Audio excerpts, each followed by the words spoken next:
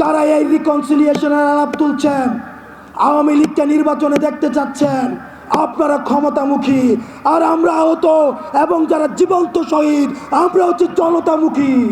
আওয়ামী লীগের বিচার নিশ্চিতের পূর্বে তাদেরকে যদি আপনারা রাজনীতির ময়দানে ফিরিয়ে আনতে চান, তাহলে এই আহতদের রক্তের উপরে পাড়া দিয়ে আপনারা তাদেরকে মাঠে আনতে হবে।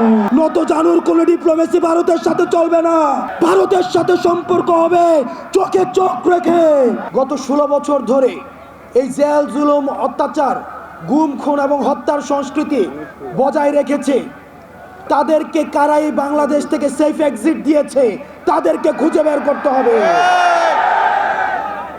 কাদেরকে ক্যান্টনমেন্টে আশ্রয় প্রশ্রয় দেওয়া হয়েছে, কারা এদের সাথে জড়িত, তাদেরকে খুঁজে বের করতে হবে।